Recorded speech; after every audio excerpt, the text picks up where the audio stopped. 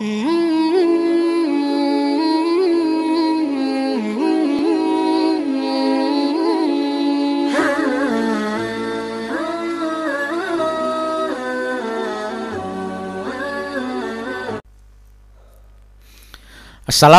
warahmatullahi wabarakatuh. Alhamdulillahirabbil alamin wassalatu wassalamu ala asrofil anbiya wal mursalin.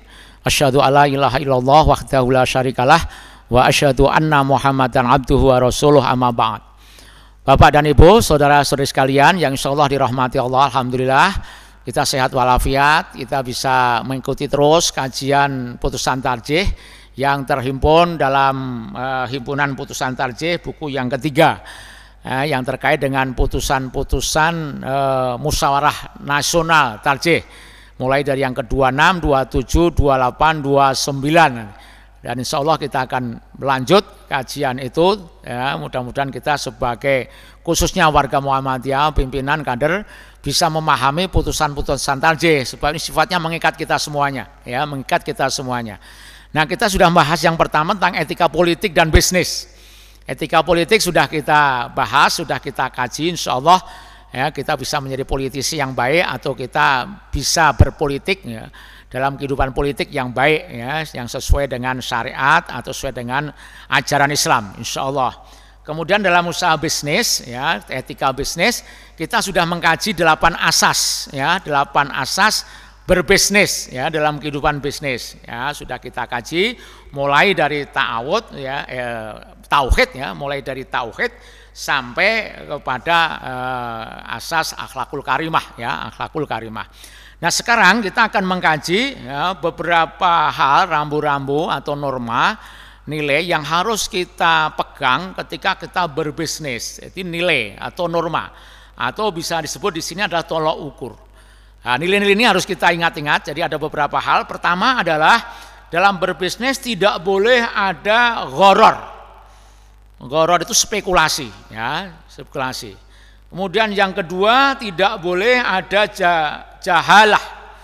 Jahalah itu kesamaran, ya, ketidakjelasan, ya, ketidakjelasan.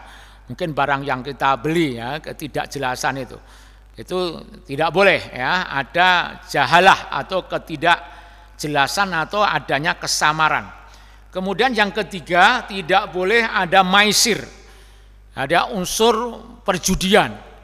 Jadi jual beli misalnya perniagaan atau perdagangan tidak ada nilai taruhan, tidak ada nilai maisir atau perjudian. Kemudian yang keempat, tidak boleh ada kezaliman atau penindasan atau merugikan orang lain.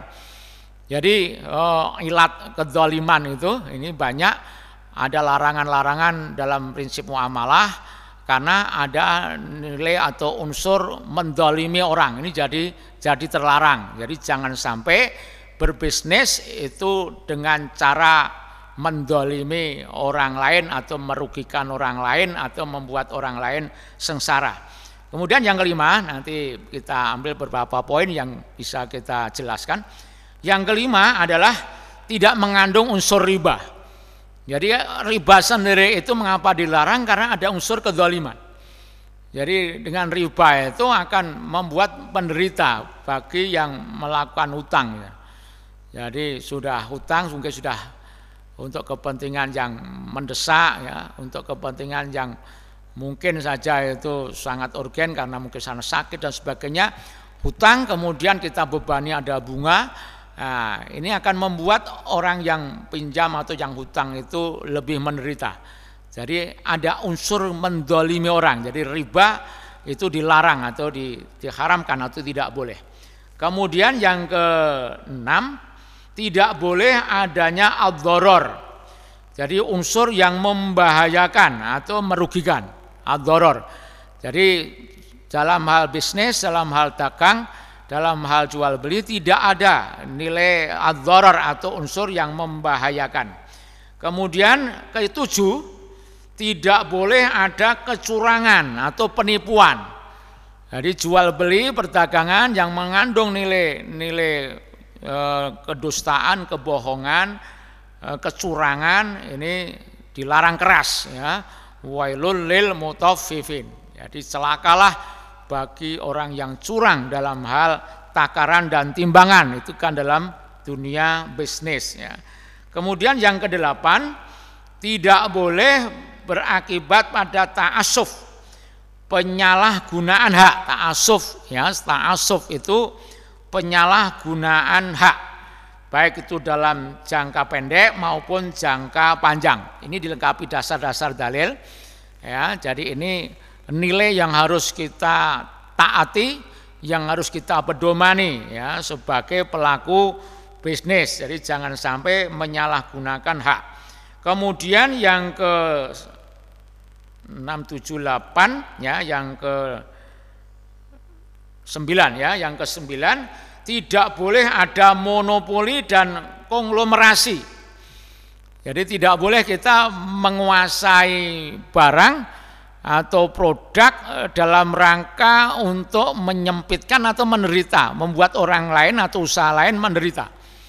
Ya, jadi tidak boleh. Jadi kita monopoli barang ya. Dalam Islam tetap tidak dibolehkan ya kita menguasai barang sehingga menyebabkan kondisi lebih buruk atau mungkin harga naik mencekik karena kita memonopoli barang ya. Ini enggak boleh. Itu akan membuat ilat tadi, mendolimi atau mensengsarakan orang. Kemudian yang ke-10, objek bisnis bukan sesuatu yang haram. Jadi barang atau produk atau sesuatu yang kita bisniskan itu bukan sesuatu yang haram. Jadi berbisnis barang yang haram, produk yang haram itu hukumnya haram. Jadi tidak boleh, misalnya bisnis khamr, minuman keras ya, atau bangke dan sebagainya, ini tidak diperbolehkan karena itu hukumnya haram. Maka jual belinya pun atau harganya pun hukumnya haram. Itu harus memperhatikan zat atau wujud barang ya yang kita bisniskan atau yang kita jual, produk yang kita jual ya, tidak boleh. Kemudian yang ke-11, tidak boleh menelantarkan dan memubadzirkan harta.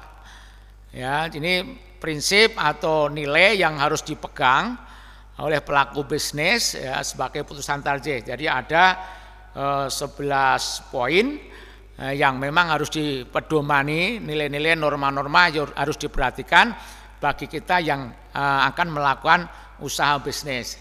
Jadi kalau kita lihat dari awal ya, mulai dari tidak boleh ada gharar, spekulasi, kemudian tidak boleh ada kesamaran dan sebagainya, itu kan satu kuncinya itu ya, jangan sampai kita melakukan bisnis itu merugikan atau mendolimi orang. Spekulasi misalnya yang sebagai asas nilai yang pertama.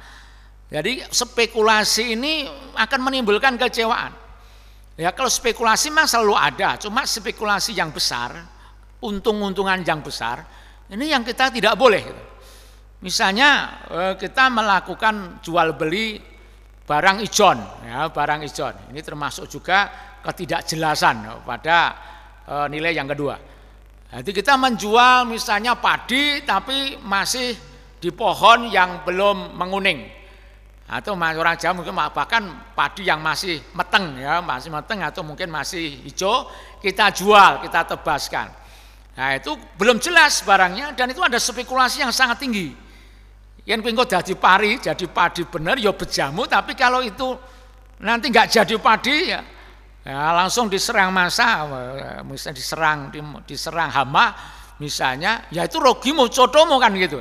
Nah spekulasi sangat tinggi, menjual nebas ke mangga masih rentil lah, orang Jawa mengatakan itu masih kecil-kecil, belum jadi mangga beneran gitu ya, ditebaskan gitu ya. Meskipun kalau jadi mangga beneran ya untungmu, tapi kalau itu nanti nggak jadi mangga ya rugimu kan, itu nggak boleh. Jadi kejelasan barang ya, nilai spekulasi itu harus dihindari. Jadi ketidakjelasan barang atau juga ada unsur spekulasi yang tinggi itu nggak boleh. Menjual ikan dalam kolam itu juga nggak boleh. Ini ada dalilnya. Jadi misalnya silakan beli ikan lele saya di kolam. Berapa? Ya sudah nggak tahu. Nah, silakan mungkin dideteksi sendiri misalnya dengan cara nyebar makanan. Ya misalnya ada kerempul-kerempul, wah ini ada lelenya banyak. Spekulasi tinggi ini nggak boleh. Sebab itu nanti kalau ada yen ikan lelenya banyak, kalau ikan lelenya banyak ya berjamu untungmu, tapi kalau nggak ada ikannya, yang hanya ada katak misalnya aja ya rugimu. Nah, ini kan spekulasi yang tinggi. Kemudian juga ada dalil larangan kita menjual binatang yang masih dalam kandungan misalnya ya. Silahkan dibeli lembu saya atau anak lembu saya, pedet saya, tapi masih di dalam kandungan dengan harga murah. Kalau itu nanti lahir betul-betul pedet, betul-betul lembu, ya untungmu, tapi kalau enggak lahir ya Anda rugi. Spekulasi yang ya seperti itu tidak diperbolehkan dalam Islam. Karena ada unsur spekulasi atau ketidakjelasan barang. Jadi banyak prinsip-prinsip yang memang itu kita hati-hati dalam transaksi jual beli ini. Ada sekian tadi, ada 11 poin yang harus diperhatikan, nilai-nilai yang harus jadi tolok ukur, norma-norma yang harus dipedomani ya sebagai pelaku bisnis atau dalam hal jual beli. Nilai maisir, perjudian. Ini sering kita lihat di bazar-bazar kampung ya. Saya pernah survei itu di bazar kampung itu 90% itu ada nilai maisirnya. Ya, ada nilai perjudiannya, walaupun sekedar itu nguncal kayak kolongan itu ya. Kalau nanti pener nomor sekian nanti akan dapat ini. Kemudian adalah macam-macam itu ya, usaha-usaha bisnis tapi dengan cara maisir. Ya, dengan cara berjudi ya, berjudi. Ini dilarang, tidak diperbolehkan. Jadi jual beli ya wajar.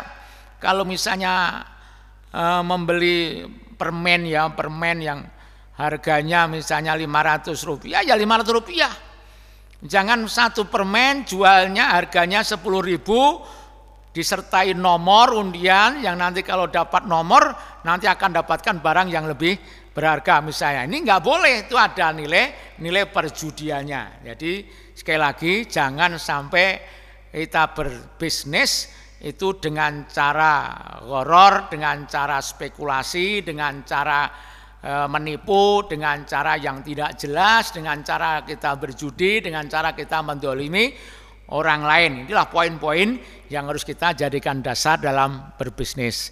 Saya rasa ini sangat penting, nilai-nilai atau norma-norma yang harus kita taati dalam berbisnis ya. Jadi jangan sampai kita berbisnis lepas kontrol, lepas moral, lepas akhlak ya, yang dicari hanya untung enggak ya, tapi tetap kita memperhatikan nilai sosial, nilai akhlak gitu. Walaupun itu perusahaan ya, perusahaan itu harus memiliki CSR ya, tanggung jawab sosial. Jadi bagaimana bisa memberikan keuntungan pada sekitar, misalnya aja ada program-program yang menunjang moralitas, akhlak dan sebagainya harus dilakukan, dikedepankan oleh para pengusaha atau perusahaan-perusahaan yang melakukan kegiatan bisnis. Saya rasa ini Bapak dan Ibu, kita mengkaji dua hal tentang etika politik dan etika bisnis. Ya, penjelasan lebih panjangnya karena putusan tarjih ini luas ya. Saya hanya mengambil beberapa item yang terkait dengan asas, kemudian nilai-nilai yang harus ditaati. Nah, ini yang menurut saya ini sangat pokok, sangat penting kita perhatikan sebagai pelaku bisnis. Misalnya latar belakangnya, penjelasannya dan sebagainya itu mohon nanti bisa dibaca sendiri. Yang jelas kita tahu bahwa ya, himpunan putusan tarjih mengatur terkait ini atau musyawarah nasional tarjih sudah memutuskan terkait dengan etika baik itu politik maupun bisnis itu. Mudah-mudahan dengan kajian-kajian tarjih kita lebih luas wawasan kita dan juga kita sebagai pimpinan kader warga Muhammadiyah bisa memahami, bisa loyal terhadap kebijakan atau keputusan dari pimpinan persyarikatan. Dalam hal ini adalah majelis tarjih ya, dan pemikiran Islam yang ada di pimpinan pusat Muhammadiyah. Ada kurang dan lebihnya mohon maaf. Nasrun minallah wa fathun qarib. Assalamualaikum warahmatullahi wabarakatuh.